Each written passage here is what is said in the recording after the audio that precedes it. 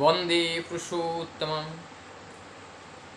Mission, कोई भी mission जब लेके चलते हैं उस मिशन में सफल कौन होते हैं, इस विषय में प्रभु जीसस और परम दयाल श्री ठाकुर जी ने बताए हैं।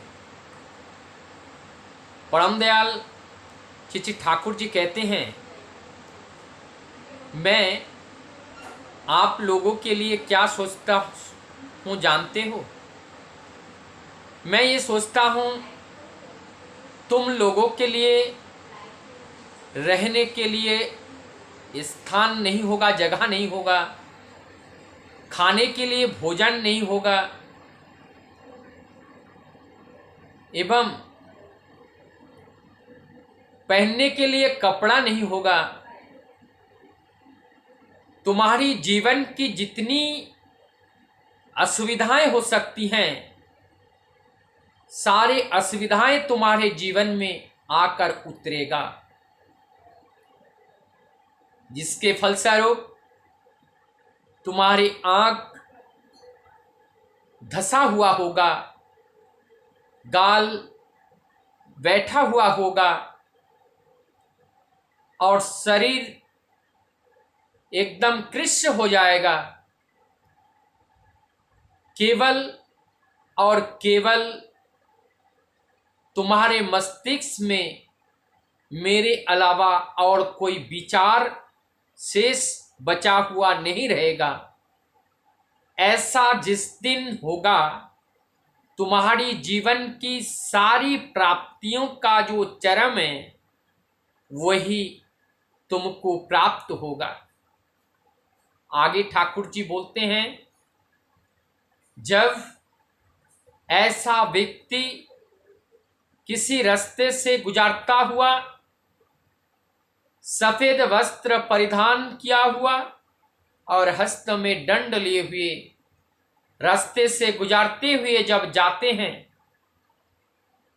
उनके शरीर में से जो सुगंध निकलती हैं और बिखरती हुई वो सुगंध बंद करके गहरे नींद पे सो रहे व्यक्ति के नाक तक भी पहुंच जाते हैं, जिसके फलस्वरूप इस सुंदर सुगंध को पाकर वो जग जाते हैं।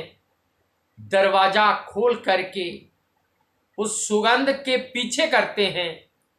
पीछे करते हुए जब रास्ते पे आते हैं तो देखते हैं दूर दृष्टि से आगे सफेद वस्त्र परिधान किए हुए, हाथ में दंड लिए हुए एक व्यक्ति निकल जा रहा है। ठाकुर जी कहते हैं, वो और कोई नहीं, वो मेरा ऋत्विक होगा। ठाकुर जी आगे कहते हैं, जिस राह से, जिस रास्ते से तुम लोग निकल जाओगे, उस रास्ते सुगंधित हो उठेगा। वो रास्ता लोगों को आकर्षित करेगा।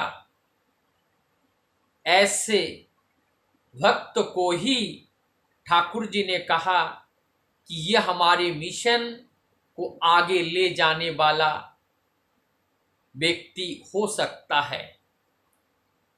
और ठीक इसी प्रकार से जो प्रभु जीसस कहते हैं, यदि तुम दुख, कष्ट, अनाहार, लांछना, गंजना सब कुछ सहन करते हुए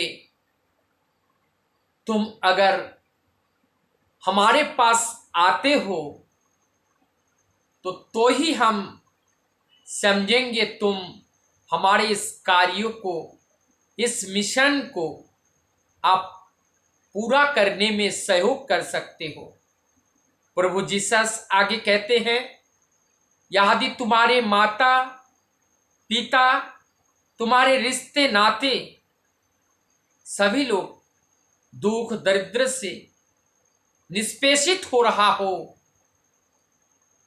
और तब भी इस विषम परिस्थिति में भी तुम्हें ये सारे परिस्थितियों का दरकिनार करते हुए तुम्हें प्रभु के कार्य में, प्रभु के मिशन में अपने को उस प्रभु के मिशन में लगना पड़ेगा, करना पड़ेगा, जुटना पड़ेगा।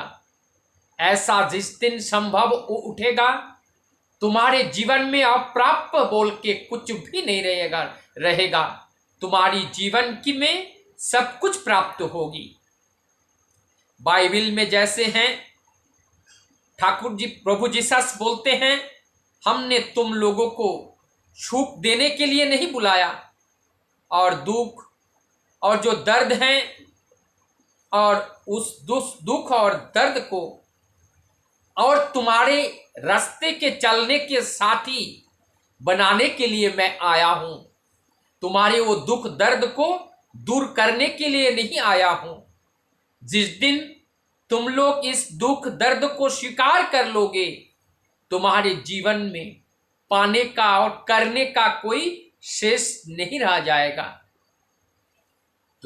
तो जो प्रभु जीसस जिस तरह से बोल रहे हैं, परम दयाल श्री ठाकुर जी भी उसी तरह से हम सभी जगत वासियों को यही बताना चाह रहे हैं कि आज वही यीशु क्राइस्ट आज परम दयाल श्री ठाकुर अनुकूल के रूप में धरा पे आविर्भाव हुए। ये वही राम है, वही कृष्ण है, वही रसूल है, वही बुद्ध है, वही राम कृष्ण परमहंस देव हैं। आज अनुकूल बन के हम लोगों के उद्धार के लिए वो आए हुए हैं, और हम सबको प्रभु के इस मिशन में लगना है। और इस मिशन में लगने के लिए जो फंडामेंटल क्राइटेरिया है, जो लॉ है, जो परम दयाल ठाकुर ने दिए हैं या प्रभु जीसस ने दिए हैं, इस क्राइटेरिया को, इस नियम को हमें जीवन में पालन करना पड़ेगा। तभी इस संसार में कार्य करते हुए किसी भी प्रकार का दुख का एहसास नहीं होगा। क्यों? क्योंकि हमें प्रभु ने इस तरीके से हम लोगों को सिखाया है, हम लोगों को इस तरीके से बनाया है कि ये सारी जो कष्ट दुख दरिद्रताएं हैं, ये हमें कभी हिला नहीं पाते हैं, और हमारी पथ को कभी भी मोड़ नहीं सकते हैं, कभी भी हमारी भावनाओं को विचलित नहीं कर सकते हैं। क्योंकि परम दयाल के पास आने से पहले ये प्रॉमिस करके हम लोग उनके पास आए हैं, उनको ग्रहण किए हैं। आज हम सबका वो दिन आया है। प्रभु के ये जो मिशन है, इस मिशन को पूरा करने का दिन आज अगर इस कार्य को हम लोग पूरा नहीं करते हैं, तो केवल इसका जो दुष्परिणाम होगा केवल हमें नहीं झेलना पड़ेगा, हमारे आने वाले पीढ़ियों को भी और उनसे आने वाले कई पीढ़ियों को भी इस विषम परिस्थिति का जो दर्द है, उस दर्द को झेलना पड़ेगा, इस कष्ट को सहन करना पड़ेगा। और इससे भी दुर्दिन, भयानक दुर्दिन सामने आकर खड़ा होगा।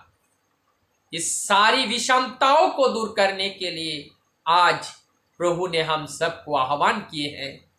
उनके आवाज में हम लोग हामी भर के एक सुर में उनके कार्य करने का प्रतिज्ञाबद्ध हो जाएं, ताकि आने वाले जनरेशन को ये कष्ट उठाना ना पड़े। वंदे पुरुषोत्तम।